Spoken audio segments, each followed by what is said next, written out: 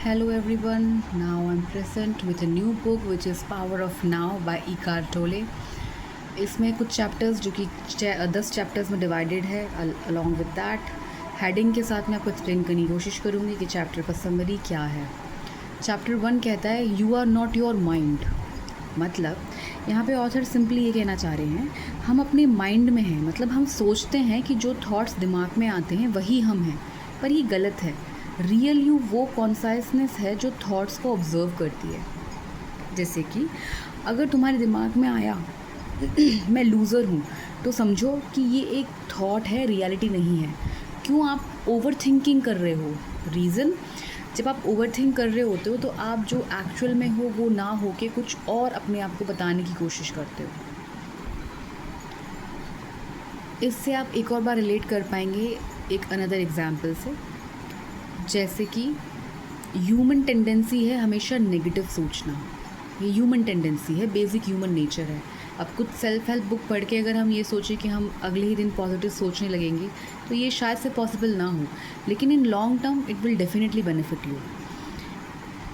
Chapter 2 conciseness the way out of pain. इसमें author कहना चाह रहे हैं कंसाइसनेस में कि पेन का असली सोर्स है पास्ट का रिग्रेट या फ्यूचर का चिंता. जब तुम नाव में जीते हो तब रियल पीस मिलती है. एग्जाम्पल, तुम्हारा ब्रेकअप हो चुका है, तुम हर वक्त यही सोच रहे हो क्या हुआ, क्यों हुआ, गलती क्या थी मेरी या उसकी. तो ये पेन तो पास्ट का है, लेकिन उस पास्ट की वजह से आप आज का प्रेजेंट ख़राब कर रहे हो. और यही प्रेजेंट आप जब मूव करोगे तो कल को ये पास्ट हो जाएगा. फिर आप ये सोचोगे अरे उस बारे में सोच करके मैंने पढ़ाई नहीं की, या हो सकता है अपनी जॉब पे ध्यान नहीं दिया, वरना शायद कुछ अच्छा हो जाता. तो जो आज है वो आप पिछले हुए बीते हुए कल के लिए मत वेस्ट करिए. उसका कारण यही है कि जो आज आपको प्रेजेंट लग रहा है उसे पास्ट होने में देर नहीं लगेगी वरना. चैप्टर 3 है moving deeply into the now. इसमें ऑथर कहना चाह रहे हैं प्रेजेंट मोमेंट में रहना एक स्किल है, एक कला है. जब तुम फुली अवेयर हो बिना जजमेंट के, तभी तुम्हें डिवाइन एनर्जी से जुड़ने का मौका मिलता है. जैसे नेक्स्ट टाइम जब आप चाय पियो ना, आप कोशिश करना कि सिर्फ उसका टेस्ट, उसकी स्मेल कितनी गर्म है, उस पर ध्यान दे पाओ बिना फ़ोन को स्क्रॉल किए. कई बार हम चीज़ें खा लेते हैं. फॉर एग्ज़ाम्पल, हम मैकडी भी गए, वी आर अलोन स्पेशली, हम खाना खाने बैठे वहाँ पे, हमने इतनी खुशी से उस बर्गर को ऑर्डर किया, बट हम उसका पूरा टेस्ट नहीं ले पाए, हम उसमें कमी नहीं ढूंढ पाए, हम उसका टेस्ट इन्जॉय नहीं कर पाए. क्यों? क्योंकि we were busy in our phone. So author here says even the tiniest of tiniest thing, छोटी से छोटी चीज़ को आपको इन्जॉय करना आना चाहिए, उसे पूरा जीना आना चाहिए. चैप्टर 4, उसमें ऑथर कहते हैं mind strategies for avoiding the now. इसमें कह रहे हैं कि माइंड हर वक्त या तो पास्ट या फ्यूचर में भटकता रहता है. ये नाव से भागने की ट्रिक है दिमाग की. नाव मतलब अभी. दिमाग ऐसा है हमारा, कई बार वैसे हम फ्रेजेस सुनते थे कि दिमाग से सोचिए दिल से नहीं. दिल एक्चुअल में कई बार आपको रियलिटी बताता है. हाउएवर इमोशंस में आकर के आप दिमाग की सोचते हो, पर दिमाग आपको रिस्पॉन्सिबल डिसीजन लेने में तो मदद करता है, लेकिन कई बार हमने देखा है कि वो अगर पास्ट रिग्रेशन में या पास्ट की चीज़ों में अटका रहे तो हम एक क्लियर कंडीशन या क्लियर कंक्लूजन पे नहीं आ पाते. तो इसके लिए क्या है, ऑथर कहते हैं तुम प्रेजेंट में रहो. जैसे तुम कोचिंग में हो और सोच रहे हो जॉब कब मिलेगी, या पहले फेल हुआ था तो तुम नाउ मिस कर रहे हो. जैसा कि मैंने पहले भी आपको सब बताया कि जो आज आप कर रहे हो वो आपका बीतने वाला कल, तो जो आप पास्ट सोच रहे हो तो सोच ही रहे हो, और जो आज आप मिस कर रहे हो वो भी कल पास्ट बन जाएगा. फिर आप उसको बैठ करके सोचोगे कि काश मैंने पढ़ लिया होता, कोचिंग में ये ना सोचा होता तो आज मेरे पास जॉब होती. तो ना फ्यूचर की टेंशन लेनी है, ना पास्ट का रिग्रेट करना है, सिर्फ आज जो प्रोसेस चल रहा है उसको हमें बेस्ट करना है. Chapter 5 the state of presence. इसमें ऑथर कहते हैं प्रेजेंस का मतलब है बिल्कुल इस मोमेंट में रहना बिना डिस्ट्रैक्शन के. ये एक स्पिरिचुअल स्टेट है जिसमें आपका ईगो मेल्ट हो जाता है. ईगो मतलब कि यार मैं तो भूल नहीं सकता, मैं तो इतना वो हूँ, ये वाली चीज़. जैसे जब तुम किसी को ध्यान से सुनते हो बिना इंटरप्ट किए, बिना फ़ोन उठाए, तुम प्रेजेंस में हो. When you are listening to someone, सिर्फ जवाब देने के लिए नहीं, उसे समझने के लिए. और उससे बेस्ट उसमें से एक्सट्रैक्ट करने के लिए जब आप सुन रहे होते हो, उस टाइम पे आप प्रेजेंट में हो. You are not scrolling your phone, you are not staying away from the fact. तो उस समय आपको सारा बेनिफिशियल चीज़ें बेस्ट आउटपुट में मिलती हैं. तो कुल मिलाकर के ऑथर यही कहना चाह रहे हैं कि जो भी कर रहे हो उसमें 100% आपका दिमाग होना चाहिए. पहले आप स्ट्रैटेजी बनाइए. स्ट्रैटेजी बनाने के बाद में आप जो भी काम कर रहे हैं, फॉर एग्ज़ाम्पल आप खेल भी रहे हैं, इन्जॉय भी कर रहे हैं, आप किसी के साथ बात भी कर रहे हैं, आप उसको 100% कीजिए. इवन चाय पीने तक के छोटे एक्ट को यहाँ ऑथर ने इन्जॉय करने के लिए या फिर पूरा जीने के लिए या महसूस करने के लिए कहा है. चैप्टर 6 है द इनर बॉडी. यहाँ पे अपने बॉडी की एनर्जी फील करना एक शॉर्टकट है प्रेजेंट मोमेंट में जीने का. जैसे ब्रीथ, हार्ट बीट, सेंसेशन, ये सारे टूल्स हैं जीने के लिए और प्रेजेंट में रहने के लिए. इसीलिए मेडिटेशन में आपको बोलते हैं कि आपको जिनसे मेडिटेशन नहीं होता वो सिर्फ अपनी ब्रीथ काउंट करें. इन एंड आउट कितनी बार हुआ उसको काउंट करें. आपको कैसा फील हो रहा है, आपकी हार्ट बीट कैसी फील हो रही है, पल्सेशंस कैसे फील हो रहे हैं. ये फील करने से भी आपका दिमाग जहाँ पास्ट में घूम रहा था वो वहाँ से हट करके प्रेजेंट में लगने लगता है. और यही तो मेडिटेशन का कमाल है कि हम प्रेजेंट पे ध्यान दें ताकि आज बेहतर और बेस्ट बना सकें. And that is why meditation works as a medicine. आप ये भी ट्राई कर सकते हैं, जब आपको गुस्सा आए सिर्फ अपनी ब्रीथिंग को फील करें. एकदम अकेले हो जाएं उस वक्त किसी के साथ, अगर आप सामने होंगे तो हो सकता है आपके मुंह से अपशब्द निकले. आप अकेले हो जाएं और धीरे धीरे अवेयरनेस वापस लाने के लिए बेस्ट तरीका ये है अपनी सांसों को रिकाउंट करें. Chapter 7 portals into the unmanifested. मतलब अनमैनिफेस्टेड मतलब वो शांति जो इनविजिबल नहीं है पर हर चीज़ के पीछे है. साइलेंस, स्टिलनेस और ब्रीथ, इन सब चीज़ों से वहाँ पहुँचा जा सकता है. जैसे सुबह सुबह बिना कुछ बोले सिर्फ साइलेंस में बैठना, ये भी एक स्पिरिचुअल प्रोसेस है जिससे आप ऐसी एंटिटी या ऐसे ऊपर वाले से आप अगर आप बिलीव करते हैं, if you are not atheist, तो आप समझ पाएंगे इस चीज़ को कि आपको फील होता है कि एक डिवाइन एनर्जी सराउंडेड है. हम जनरली ये करते हैं जब भी सुबह उठे और सुबह से हमारा दिन शुरू होता है बोलने से. आप एक बार ट्राई करिएगा, just avoid speaking, start listening and just be calm for some hours of your daily routine, early routine.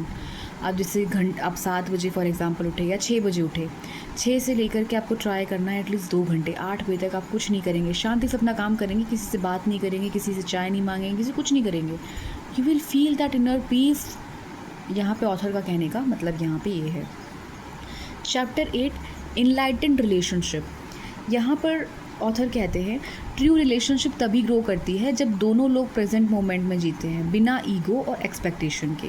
ये चीज़ हर जगह एप्लीकेबल है, इवन इन रिलेशनशिप्स.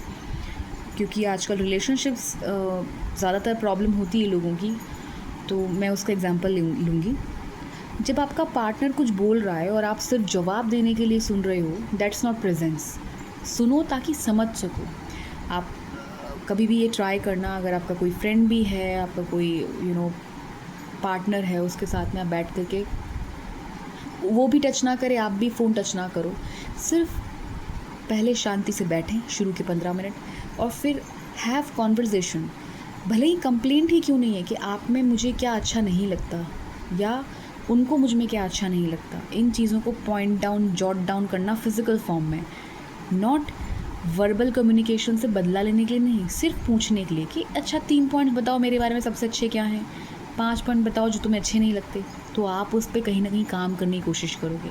क्यों? क्योंकि आपने प्रेजेंट में जिया. You are not scrolling your phone, you are neither looking into the past relationships. कई बार रिलेशनशिप इसलिए ख़राब भी होती हैं क्योंकि हम अपने पास्ट से बाहर नहीं निकल पाते. आइदर हिम और यू, दोनों चीज़ें पॉसिबल हैं यहाँ पे कि कहीं ना कहीं एक रिग्रेट, एक गुस्सा होता है कि यार इससे अच्छा तो पहले था, या फिर वो कितना बुरा था. इन चीज़ों में हम फंसे रह जाते हैं और हम आज पे काम नहीं कर पाते, और यही आज पे ध्यान ना देने की वजह से हम फ्यूचर भी उसके साथ नहीं देख पाते. चैप्टर 9 कहता है बियॉन्ड हैप्पीनेस एंड अनहैप्पीनेस. मतलब मॉन्क मतलब एक साधु वाला माइंडसेट जो है, उसमें उसमें दिमाग में क्या गोल होता है कि इनर पीस, मुझे अंदर की शांति पे काम करना है, नॉट आउटर हैप्पीनेस. क्योंकि हैप्पीनेस एक्सटर्नल है पर पीस अंदर से आती है. आप खुश रह कर के दिखा सकते हो। बोलते हैं ना कि एक हंसी वाले चेहरे के पीछे काफ़ी दुख छुपा हो सकता है। मतलब हंसना और खुश होना बहुत डिफरेंस है दोनों में। मतलब हो सकता है बड़े बड़े सेठ जिनके पास बहुत पैसा हो आपको हंसते हुए स्माइल करते हुए दिखे, लेकिन उनकी ज़िंदगी में पर्सनल प्रॉब्लम कितने हैं वो ही जानते हैं। बिजनेस में कंपटीशन, स्ट्रगल, पर्सनल रिलेशनशिप में प्रॉब्लम। हाउएवर आपने एक मंदिर का पुजारी जिसके पास शायद ज़्यादा पैसे ना हो लेकिन फिर भी वो खुश होता हुआ देखा होगा उसे आपने, क्योंकि उसके पास पीस है, शांति है। ही इज़ कन्फाइंड, उसको पता है कि इतना ही आने वाला है उसके पास, तो he is well maintain into that thing. ये एक एग्जाम्पल के लिए मैंने बताया। और यहाँ पर ऑथर का कहने का मतलब ये है कि हम खुश भी अपने दिमाग से हो सकते हैं और ना खुश भी। डिपेंड हम पे ये करता है हम उस वक्त सोच क्या रहे हैं, ये बड़ा मैटर करता है। तो आपका माइंडसेट बहुत मैटर करता है, और माइंडसेट तभी इम्प्रूव होगा जब आप आगे पीछे का ना सोच करके सिर्फ प्रेजेंट में ध्यान देंगे, जो कि अक्सर हम नहीं करते। चाहे वो बड़े बड़े सेठ हों चाहे कुछ हो, उनको टेंशन रहती है दिमाग में हमेशा कि आगे फ्यूचर में ये बिज़नेस किस तरह से ग्रो करेगा, फ्यूचर में कहाँ प्लांट लगाने हैं, कहाँ पे क्या करना है, वो सब चीज़ें उनका टेंशन रहता है, और इसी वजह से वो प्रेजेंट में ध्यान नहीं दे पाते। यहाँ पे मेरा कहने का ये मतलब बिल्कुल भी नहीं है कि आप फ्यूचर प्लानिंग ना करें। Future planning is very important, however present condition and present actions are very important. जैसे लोग एक्सपेक्टेशन तो अपने से बड़ी बड़ी रखते हैं कि हम ये कर लेंगे वो कर लेंगे, लेकिन वो क्या काम करना है उस आज पे काम नहीं करते। आज पे काम ना करने की वजह से फ्यूचर तो वैसे भी डार्क हो गया। चैप्टर 10 कंक्लूजन में, which is the meaning of surrender, इसमें ऑथर ये कहना चाहते हैं सरेंडर का मतलब हार नहीं है बल्कि एक्सेप्ट करना है जो हो रहा है। जब आप रेजिस्टेंस छोड़ देते हो तभी हीलिंग स्टार्ट होती है। मतलब अगर ट्रैफिक जाम में हो और गुस्सा आ रहा है, ट्राई करो ये ऐसे कहने का कि ये भी ठीक है, इट्स ओके, क्योंकि वो ट्रैफिक जाम तो ऑलरेडी है। हॉर्न बजा के या जल्दी करने से वो ट्रैफिक जाम ना क्लियर हो रहा, ना आप जल्दी जा रहे हो। तो जब आपको पता है कुछ चीज़ें आपके कंट्रोल में नहीं हैं, आउट ऑफ कंट्रोल हैं, तो उन चीज़ों का टेंशन लेना बिल्कुल वर्थलेस है। अपने आप को टेंशन देना और उन चीज़ों के बारे में सोचना इज़ नॉट वर्थ इट। आपको एक और एग्जांपल बताऊं, काफ़ी सारे थॉट्स होंगे। Sometime it's better to let it go rather than keeping it with you. मतलब एक रस्सी को अगर आप कई बार पकड़ के रखोगे ना बहुत टाइट, तो वो आपको ज़्यादा चोट पहुंचाएगी एज़ कम्पेयर टू उसे फ्री छोड़ देने की कि okay it's okay, go with the flow. इस तरह से सोचोगे तब भी आपको कई बार बहुत आराम मिलेगा। तो कई बार चीज़ों को हम पकड़ के बैठ जाते हैं, चाहे वो पास्ट की हो, चाहे कोई किसी ने कुछ बोल दिया हो, वो हमें ज़्यादा तकलीफ़ देता है एज़ कम्पेयर टू प्रेजेंट में जीने के, और वो हमें नई चीज़ों को सीखने से भी रोकता है।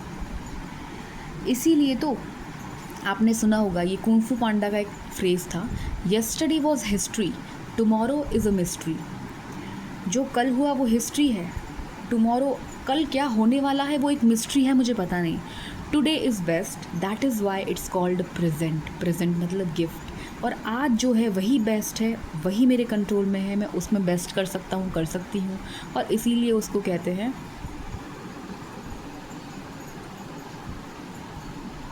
प्रेजेंट।